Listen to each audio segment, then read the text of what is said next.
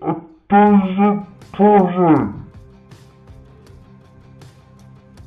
guys, let's have a serious talk today. By the way, if you're wondering why you're seeing me in my hoodie again, it's because it's my favorite hoodie and I wear it a lot, so expect to see it a lot. Anyways, I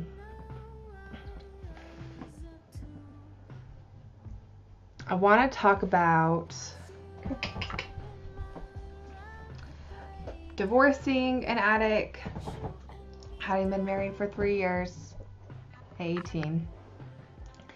Got married at 18, divorced like 21.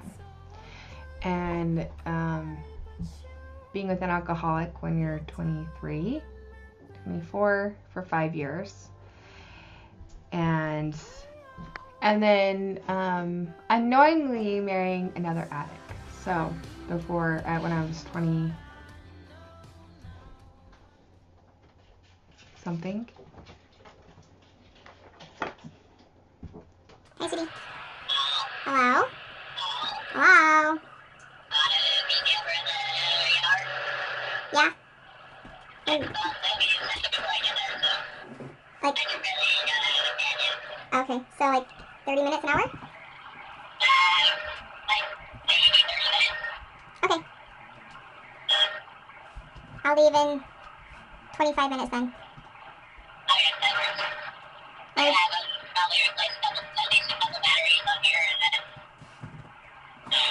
Okay. Okay, and can we go to the Spine and Butcher right after I pick you up? Okay, good.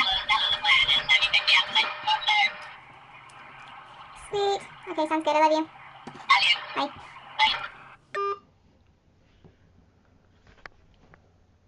I love him. For those of you who don't know, my husband is a trucker. So he's gone 5 days a week. And this week I'm really lucky. He's only gone for 4.25 days. So we're going to go to the butcher. And they give free trimmings and free bones. And we feed our dogs raw food on the raw food diet. Huh, baby? You just spoiled, baby. You just spoiled, baby. What? You're just spoiled. This is Alice, by the way. You're just spoiled, baby. Anyways, so we go over there, especially during hunting season, so I to get deer and stock up on deer meat. That way they can have a really good variety of food through the whole year, huh? Because you guys spoil little monkey butts. Back to this serious topic. Being married to an addict, specifically a drug addict. Now, my first husband, like I said, I was with him. I got married to him when I was 18. I was stupid. I blame the fact that my synapses for logic and reason hadn't connected yet. That doesn't connect until you're 21, as long as you're not on drugs or alcohol, drinking a lot of alcohol, preventing that. So I'm really surprised that mine connected, because at the time when I was 21, I was an alcoholic, but I was drinking a lot. Okay, so I'm really surprised it connected. Anyway, so I was married to him for 3 years, and you do the whole classic, I'm going to fix you, I'm going to help you, I'm going to support you, do all these things, and I'm going to be the saint, and people are going to like be astounded on how strong you are and how amazing you are, and ultimately you're just stupid. You can't fix anybody. You can't fix an addict, and there's no such thing as fixing an addict. Once they're an addict forever, and you have to learn how to just to deal with it. With him, I did try really, really hard, but after 3 years, and he kept stealing from my family and kept stealing from me and kept causing issues and not really making an actual effort. And he was in and out of rehab, in and out of jail a lot. I finally had to walk away. I did the best I could with what the little information that I had going into the relationship and what I figured out throughout the relationship, and I realized I can't help this man. He has to be alone and help himself. After we got divorced, shortly after, he went to prison, and he went to prison 2 more times after that, and in a jail frequently. Come here. She's not getting attention, she whines. Yes, you do. Who's that? Who's that in the camera? Who is it? Who's a pretty girl? Oh, that was my eyeball.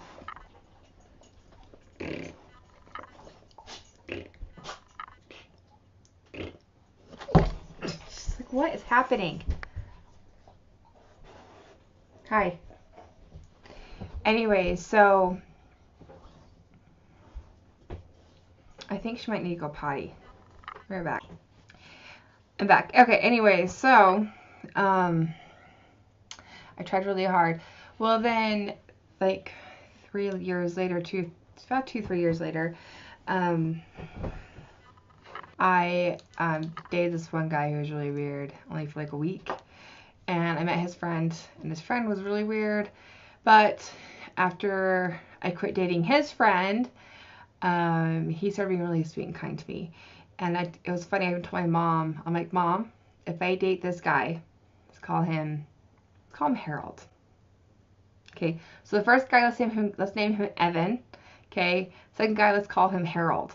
Okay, so I divorced Evan, and oh, the other thing too is kind of backtracking to my first husband. I was working at the hospital in the emergency room, and there was this woman that I worked with, and she was like mid-40s, and beautiful lady. She had, 5 really amazing kids, but she was making the same amount of money I was, which was like $9.50 at the time.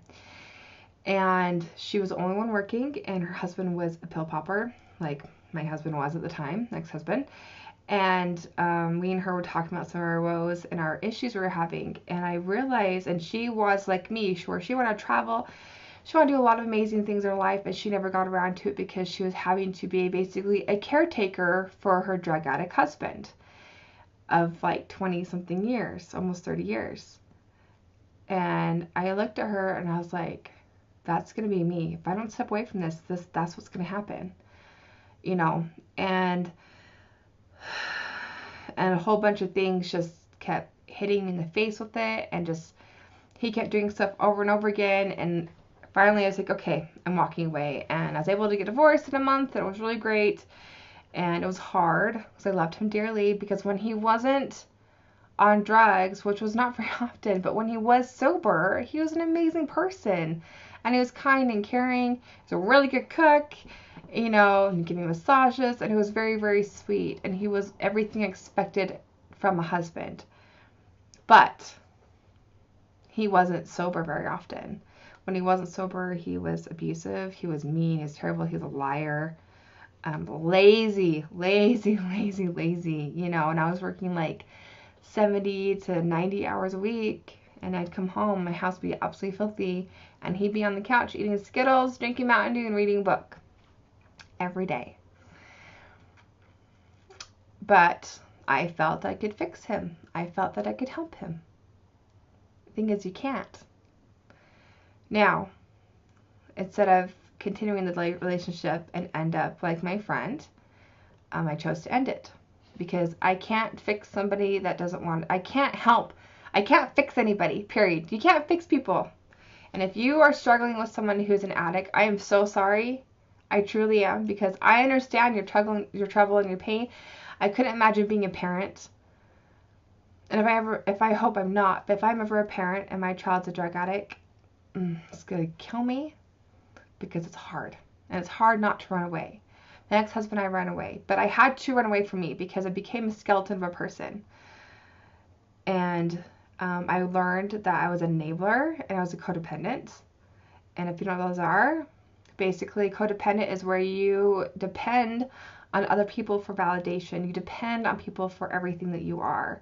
Even though I was not raised that way, my mom taught me better, okay? An enabler is someone who enables, I don't remember the exact description of enabling, but someone who tries to make the situation easier and helping that person, but ultimately it ends up hindering their potential of a good and sober life. So, example, bailing someone out of jail who's gone there for drugs, that's enabling. Giving that person money, knowing full well that they're going to use it for drugs, that's enabling. By not encouraging that person to better themselves and letting them have excuses and letting them justify their actions, that's enabling. Okay? I was the queen of enabling. And I was very codependent. Now, after I got divorced, I became complete opposite. Now I'm heartless and I'm rude, I'm terrible, and I just hate people. Not really, but like now it's like, okay, it's this way, this way, this way. There's no in between. It's this way or this way. Like I don't know how to not be harsh without enabling. I don't have a, just like an addict, I don't have a middle ground. Either you use or you don't use. I either enable or I don't enable. Now I don't enable. And my husband gets the bitch that is not an enabler now, which has helped our marriage. Okay. Okay, so moving on. I was with my ex, Harold. Okay. I was with him for like a week. I'm like, oh, this is bad. This is bad. Because he was an alcoholic. And then I saw his kids. And at this point, I had like several miscarriages. And I actually had like a 5-month-old, well, 5 month, I'm not saying 5-month old, 5-month, I was 5 months along and I had a miscarriage. And that was really hard. And that kind of like made me go wackadoo. Anyways, so I saw his kids and fell in love with them. They're like these little caramel babies that I still love so much and I miss terribly. Anyways, and they were in a terrible situation with their biological mom. I'm like, hey, I need to save these children because I have that. In fact, the other day, this was a while ago, I was talking to my mom about somebody. And this is a problem I have, and I know this. I used to not acknowledge it, but I do now. There was this lady that I had become friends with, and like I said, this was a while ago, and my mom's like, oh, another project. I'm like, yeah, pretty much. It's like, you like broken, I'm like, I like broken people. And I do. I don't know why. Because I want to help people. I want people to find themselves, because I've been that broken person. I've been that place and not really had like advice that worked for me. Like my mom gave me lots of advice, but what she hadn't been in my position, is hard to fully give advice on something you know nothing about. You know, it's like trying to give it, for me to give advice to an addict. It's hard. Like you can give advice from your standpoint, from your experiences, but you can't give something that's going to really resonate unless you've been through it. And I've learned that, and that's hard. So I'm a control freak. So I want to control the situations and make everything good, make everyone get along and be happy and just be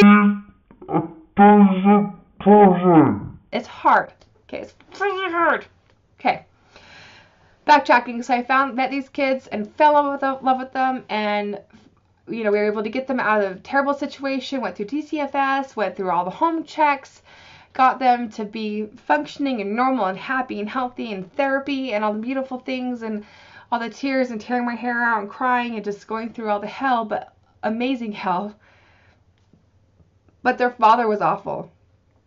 He's a narcissist, he's an alcoholic, and I did not do anything to prevent him from drinking, because I liked him drunk better than sober, because when he was drinking, he was in his office playing his games and not bugging me and the kids, because whenever he was sober, he was irrational, radical, and crazy. Now, not abusive to the kids, to me, but like, it was a whole mess up. It was a really bad relationship. After 5 years, I finally walked away, and it's been hard every single day. Not because of him, because I miss the kids so much. I love being a mom. Love being a mom. So if you're a mom and you have children, love them. Love them. Anyways, okay, moving on. So now my current relationship, me and my husband. Let's call you Brian, babe. I'm gonna call you Brian. So Brian.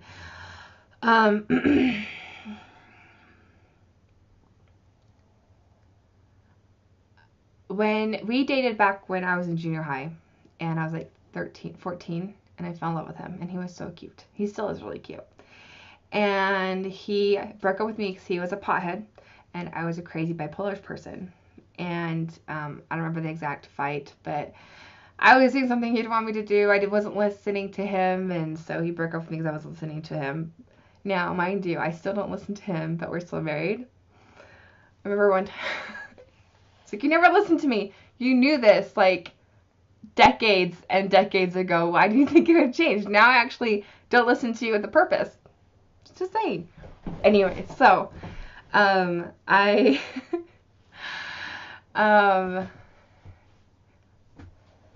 when we started dating again, after I left my ex, I tried to stay single for a while, but it didn't happen because me and Blake reunited, and I just fell in love with him again.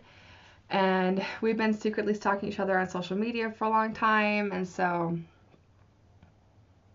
it just happened, and we got married, and you know, it's been a really good relationship. We've been together for 4 years and like 3 months, but we've been married for like 3 years and 10 months. We actually eloped and got married in Vegas. Just that's another fun story.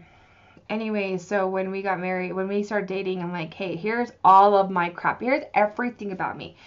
All of my good, bad, and ugly. Okay, because I'm like, I'm an adult now, adultish. I am tired of games. I'm tired of these issues. I'm tired, blah, blah, blah. I'm just sick of all the crap, right? I need to know everything about you. I want you to know everything about me. And I thought he had told me everything about him, and he lied. And that was really hard because I found out later on that he had an issue with pills. Now, would I have still married him if I had known? I don't know. And it hurts to say that because I love my husband dearly. I do. He's an amazing, strong, wonderful man. And he's patient. I'm not the easiest person to be married to. I kind of have crazy eyes. Anyways. No, I would have married him. Because he's a good person and he's doing so good. Anyways, so a year ago we had a slip up with the pills. And I lost it and I was really pissed off at him. And then I kind of just brushed under the rug because I didn't want to deal with it. Because it's hard to deal with. And I was like, I can't do this again. Well, that was a mistake. So last summer, beginning of the summer, that same issue came up, but full force. And nothing nearly as bad as my ex-husband. It could have been a lot worse. And I might have thrown a metal cup at his head and put a permanent scar on his head. I don't know. I probably did. Yeah, I did. I did. But it's a reminder, though. He has a permanent reminder right there. Anyways. So, I wanted to run away.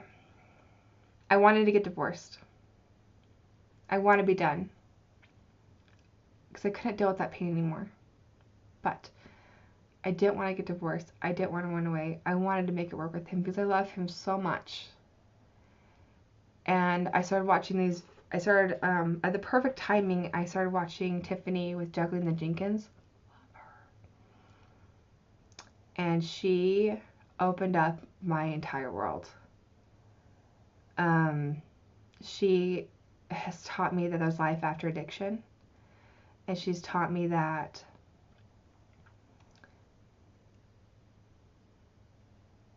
patience and understanding and actually completely accepting that person as a whole and learning how to work around it without enabling, without being codependent, without relying on that person fully, but also relying on them enough to make the relationship work.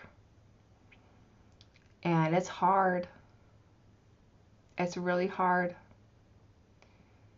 If you have an addict in your life, it's really hard. No matter what you do. And one thing I have to suggest is, I did not do this with my ex-husband.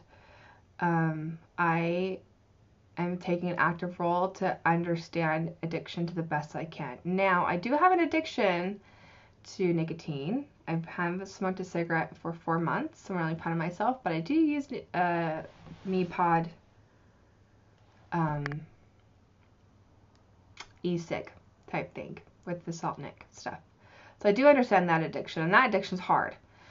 But ultimately, it's still a damn choice. Okay, it's still a choice. I still make a decision to do it, and it's hard. Okay.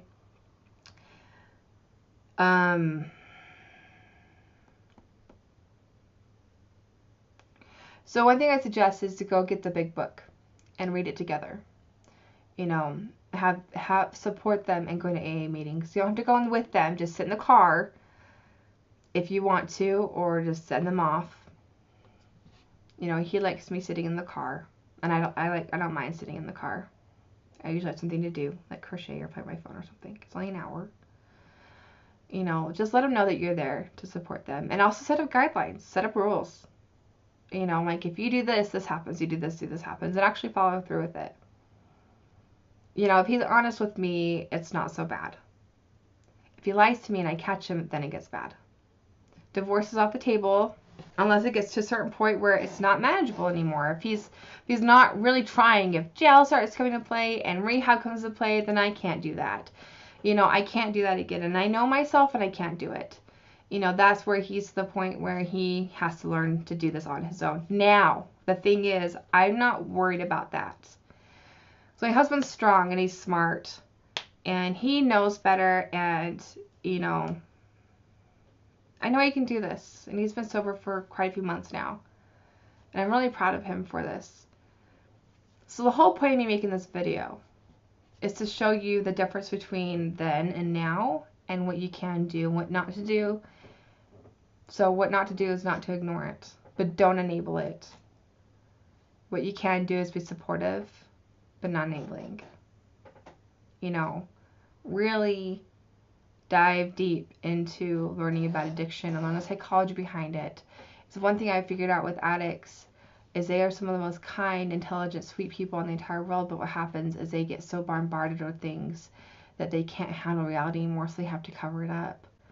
That's because, we're failing this generation with all the technology and YouTube and Facebook and Twitter and Insta and Snapchat and all the other millions of ones I have no idea about, and texting, and we're finding this generation to learn how to connect, and we're finding this generation to learn how to work together. In fact, last night me and my mom were talking about my aunt, she does genealogy stuff, and they're tracing back to when marriages started to dissipate in your family. Well, my grandparents, my great-grandparents, and my grandparents, my great-grandparents, and so on, they all had been only married once, right?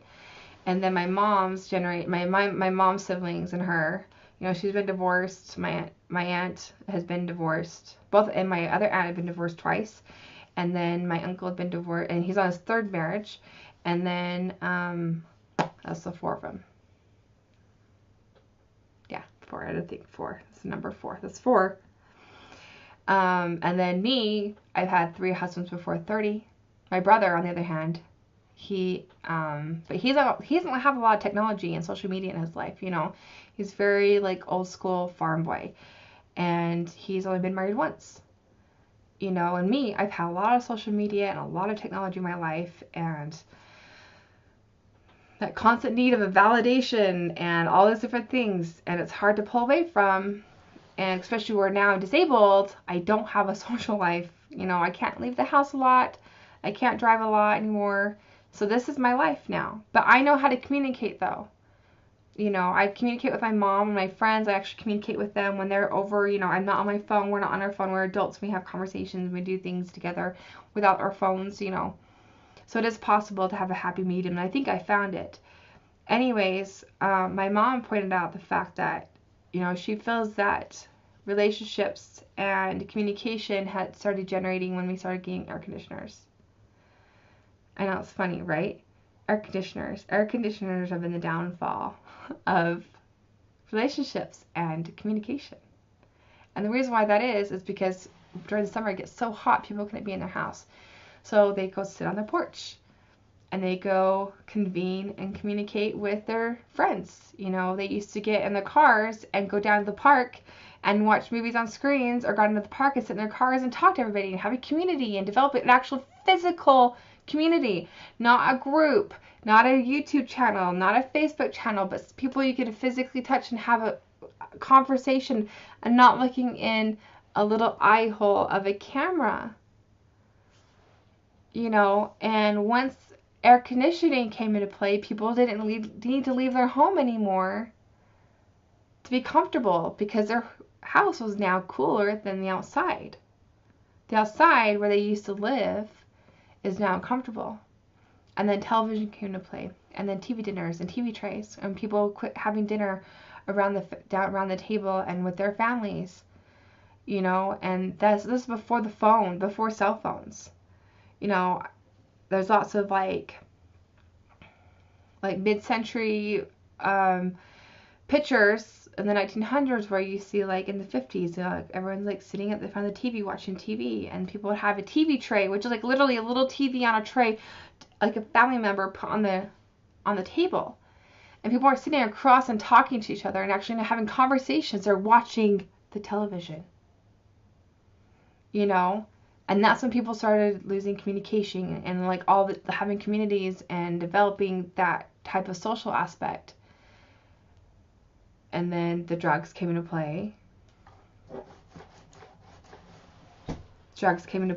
And I mean, alcoholism's been around for a long time, and drug addicts have been around for a long time, but this is when it really started getting bad.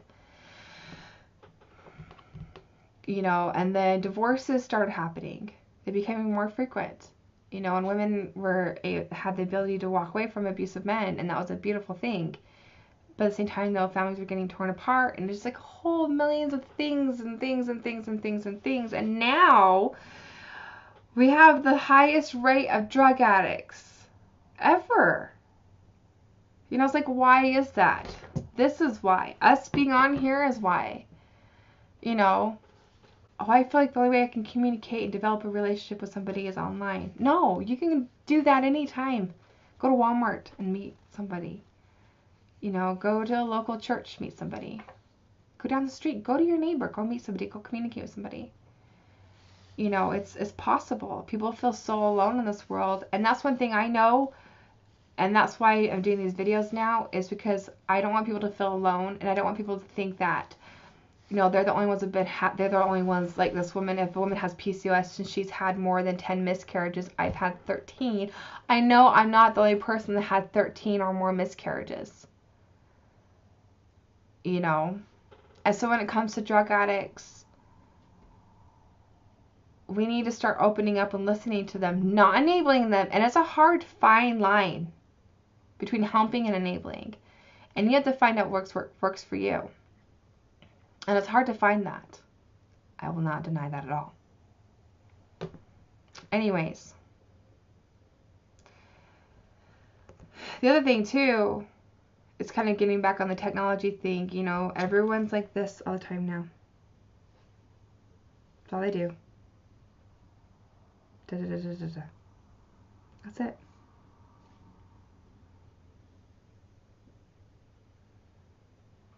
Anyways. So I realized I didn't really pull together the technology and the disintegration of relationships and our generation, how that all relates, and also being a spouse fanatic. So let me kind of gather that together. So the reason why I feel addicts and addiction is such a rampant thing right now, and with our generation, especially the Gen X and the millennials, and hopefully it dies down a little bit with education with the future generations, but I don't see that happening. Anyways, so the reason why I was explaining all that is I was trying to pull together the fact that people who use drugs are trying to hide from something and they feel lonely. And technology has created a lot of opportunities to expand your world and learn amazing things and learn about people across the world you would never know anything about. But at the same time, though, it can make you feel so lonely. And yes, we can communicate online, but that doesn't do anything for the human person interaction like I was talking about before. And referring back to, you know, it started off with Gary, my cat, going off on the, you know, with the air conditioner thing, where it really started with that, where, you know, we lost the ability to actually communicate with each other. Anyway, so that was the point of that. And the other thing too is it's hard as a spouse of an addict trying to communicate and have an open, honest relationship with that person, because they've lied to you so much and it causes so much damage to the relationship. And so I really recommend therapy.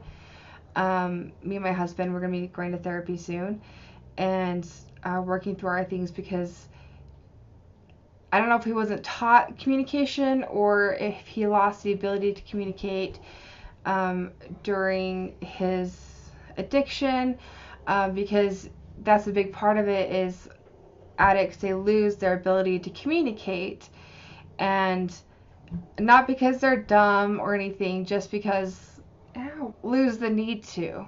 It makes sense? I hope it does, you guys. Anyways, Okay. Last part of it was just me saying I hope I can help.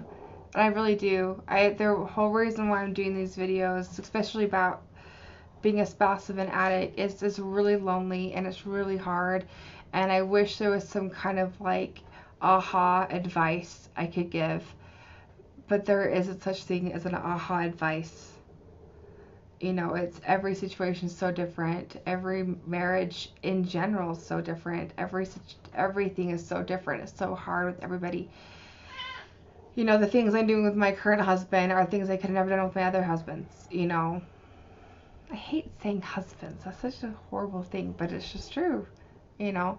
Anyways, so I hope that this helped, and I hope that if you're a spouse of an addict, I'm so sorry. And I hope that you have a good support system. If you don't, there are groups online um, that are kind of helpful.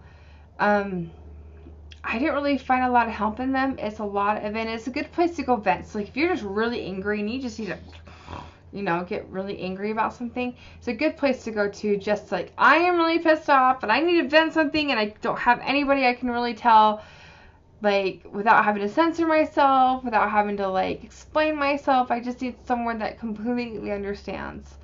And those groups are really good for that. But what I would suggest is finding a therapist, finding books, finding literature, and make sure that you work on finding yourself. And because when you're married to an addict, you tend to lose yourself. Ugh, he has a hairball. I hate when he has that. Ignore that noise. Anyway, so it's really hard to be a spouse of an addict, and it's so lonely. But just remember, you're not the only one.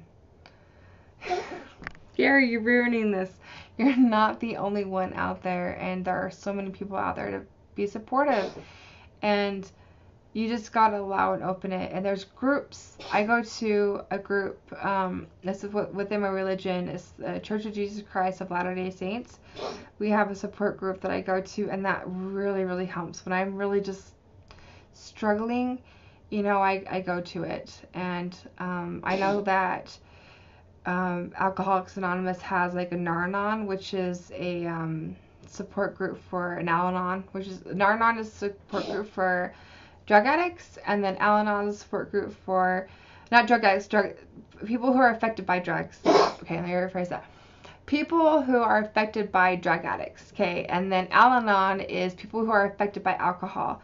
So alcohol is just as bad, okay, like that's just the thing, like it's just as bad. And so find a support group and make sure it doesn't turn into a witch hunt or a hate fest. Make sure you turn it into a healing moment and turn it into like a let's really truly support each other and work on ourselves. And if you have the ability to work on your relationship and not turn it into a who has a worse story, who has it harder, because that does happen. I've been part of groups where they do that, and that's why I decided to I think he's done. Okay, anyways, just make sure that you don't lose you, and make sure that you focus on you. And if you decide this is something you want to do, where you want to pursue keeping your relationship, just keep your guard up and don't trust easily, but also don't make it to where they feel like they are doomed forever. It makes sense. It's a hard thing to figure out. It really is. I know I'm not the greatest at it. I'm not the perfect example. I try not to be perfect because that's impossible for me. But I try really hard to be understanding and be accepting and try and step back and remember that he's trying. You know, but at the same time though, also don't step back so far where you just start to ignore it and you go back into your safe place, whatever that is. Anyways, like I said before, I hope this helps, and I hope that you're able to get all of my rando information and put something together, and I hope you got something from it. And don't feel like you need to do it by yourself. That's like the worst thing ever, is doing it by yourself. That's how people get in trouble in the first place. We came down here in families on purpose, so we don't do things by ourselves. We came down here to be part of a community, be part of a group, and be part of people, and be part of people that you could trust and support and love. And I understand that not everybody has that. And so sometimes you have to just go create it, which is okay. You know, this way you can pick what works for you and pick what helps you and pick people who are good for you in your life. And if you have people who are not supporting you in your decision to stay with that person, before you just write them off, make sure you step back and really evaluate on why they don't like that person. Okay, that's a really important thing. When my family with my ex-husband, they begged me, please do not marry him, please. I'm like, you guys don't understand. I can help him, and he loves me, and I love him. But I was the back burner. Like, that's all I was. He just put me in the back burner my entire marriage, you know. And there was a reason why they told me to run away. Now with my current husband, when I started going through all this, I'm like, okay, I'm like, should I stick with this? Should I stay strong and be with him? And they all supported me in it. I'll know he's a good man and that he can become amazing, not just good, you know. And so if your family or your friends aren't supporting you, look at that. You know, don't get defensive with it. Be honest with yourself. Be honest with the situation that you're in. Don't just retract from them. Don't retract from the people who are there to love you at all times, and who haven't lied to you, and who haven't betrayed you, and who haven't completely ripped your heart out. You know, trust the people around you who are trying to take care of you and who are trying to love you. And, you know, don't completely pull away from them just because you want to do something because you think that's the right thing to do. Sometimes when you're in love, you're blind. And so what you think is right isn't always right.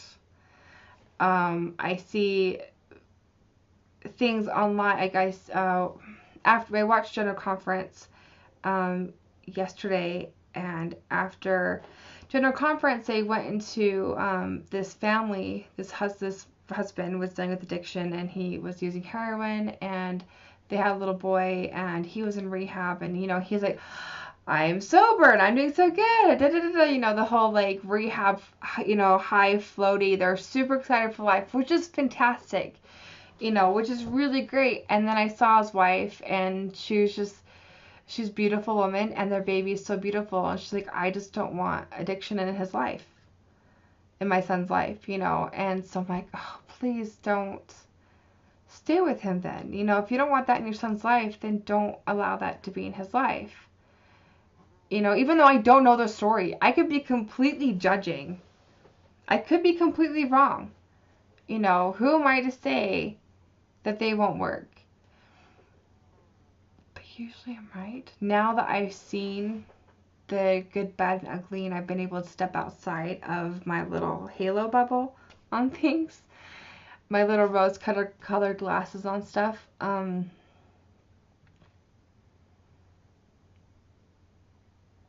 I usually can pick out whether people are going to work out or not. I'm usually pretty spot on when it comes to addicts. I became an expert on them for quite a while. So just really evaluate and see what works for you. And, you know, go to your family and go to your friends and go to people you trust and ask for their honest opinion, and go and actually accept their honest opinion. Accept what they're really saying. Don't just take what you want. Don't just take what you are putting in your little rose-colored glass bubble. Really accept what they're saying and really listen to what they're saying. You know. I don't know. That's just me, though. Anyways. So I'm going to say goodbye again. Even though I've done like 5 times. I say, I'm like, okay, I'm done. And then I'm like, oh, just kidding. I have more thoughts. Anyways, I'm going to be doing more videos on this. And hopefully they're more like fluid and like less like spazzy. And I hope this has helped once again. And if it hasn't, tell me why. Let me know how I can help you. You know, if you have questions and concerns, and if you're trying to find a support group, let me know. I can send you tons of resources. In fact, I'll put that in the description below. I'll put links to find an Al-Anon and an Ar-Anon meeting. And, you know, reach out to your local, whatever religious sect you belong to. And if you don't belong to one, find one. I recommended the Church of Jesus Christ of Latter-day Saints, because their resources are phenomenal and their people are usually really awesome. And, you know, especially when it comes to the support group that I became part of, you know, they become really good friends of mine, and they helped me a lot with a lot of different things. And brought me back to reality. And also reminded me my husband's not the worst. I've had the worst. Not, okay, let me rephrase that. I haven't had the worst, but I've had a pretty good couple of crappy ones. And so that helped me bring me back to reality. It's like, okay, this is something I can deal with. You know? If it was like, if my current husband was like my ex-husband, I wouldn't deal with it. That's the other part of all this, is you have to learn when to step away and walk away versus when to stick around and, you know, work really hard at it. So, anyways, I'll let you guys go. Sorry this video is long. I hope this helped. Have a great day. Bye.